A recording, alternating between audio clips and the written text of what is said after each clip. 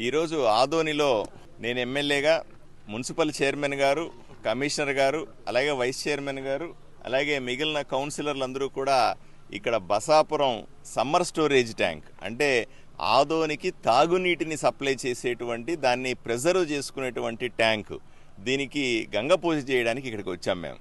ఎందుకంటే ప్రతి సంవత్సరము కూడా తుంగభద్ర డ్యాము గేట్లు ఎత్తేసిన తర్వాత మాకు తుంగభద్ర దిగువ కాలువ ద్వారా మాకు నీళ్లు సరఫరా అవుతాయి.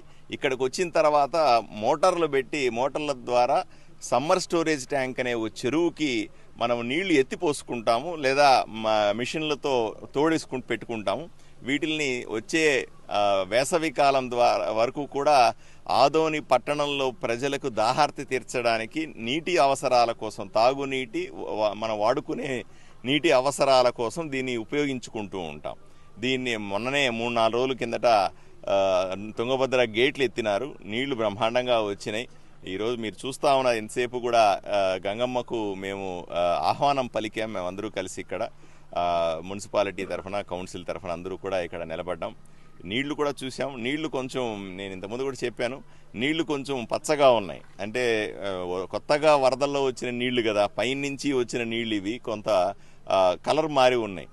ఆదోనిలో ఉన్న వాళ్ళందరికీ విజ్ఞప్తి చేస్తూ ఉన్నాను, దయచేసి ఎవరు కంగారు పడద్దండి. ఇప్పుడు కొత్తగా నీళ్లు తోడి వేస్తున్నాం కాబట్టి తుంగభద్ర నుంచి వస్తున్న నీళ్లు, మట్టిలో నుంచి వస్తున్న నీళ్లు మంచి నీళ్ళు ఇవి. ఆ రంగు చూసి ఎవరు భయపడద్దు. కానీ తాగే సందర్భంలో, తాగాల్సిన సందర్భంలో తప్పనిసరిగా వేడి చల్లార్చిన నీళ్లను మాత్రమే తాగాల్సిందిగా విజ్ఞప్తి చేస్తూ ఉన్నాను. 100% నిజమండి మీరు చెప్పేది.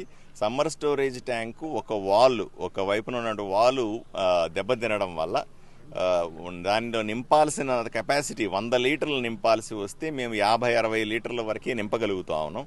అందువల్ల ఇవి తొందరగా అయిపోతుంటాయి. రోజు వాడుతూ ఉంటాం కదా, తొందరగా అయిపోతుంటాయి. వేసవి సమయానికి వచ్చేసరికి నీటి కొరత ఏర్పడతా ఉంది. అందువల్లే కౌన్సిల్లో కూడా మేము కూడా అందరూ ఈ వాల్ను శాశ్వత ప్రాతిపదికన రిపేర్లు చేయడానికి ప్రతిపాదనలు తయారు చేసుకుంటా ఉన్నాం. తయారు చేసుకుని వీలైనంత తొందరగా పనులు మొదలు పెడితే మీరు చెప్పినట్టుగా ఎక్కువ నీళ్లు నింపుకోవడానికి అవకాశం దొరుకుతుంది. ఈ తుంగభద్ర దిగువ కాలువల ప్రయాణం చేసేటప్పుడు ఆదోని నియోజకవర్గంలో సుమారుగా 70 కిలోమీటర్ల ప్రయాణం చేస్తుంది. ఇది మనకు ఆదోనికి వచ్చేసరికి తుంగభద్ర డ్యామ్ మొదలుపెట్టిన తర్వాత ఆదోనిలోకి ఎంటర్ అవ్వడానికి సుమారుగా 250 కిలోమీటర్లు ప్రయాణం చేసి తుంగభద్రమ్మ ఆదోనిలోకి ప్రవేశించింది. అందువల్ల మేమంతా కూడా ఆహ్వానం పలికినాం. తప్పనిసరిగా మీరు చెప్పింది 100% మనము ఆదోని నీటి అవసరాలకు, తాగునీటి అవసరాలకు తగినంత నీళ్ళని ఇక్కడ మనం స్టోర్ చేసుకోలేకుండా ఉన్నాం. దానికి శాశ్వత ప్రాతిపదికన మనము ప్రయత్నాలు చేయాల్సి ఉంది. ఇంకా ప్రయత్నాలు సఫలం కాలేదు. తొందరలో పని మొదలుపెట్టి సఫలం చేస్తామనే నమ్మకం మాకుంది.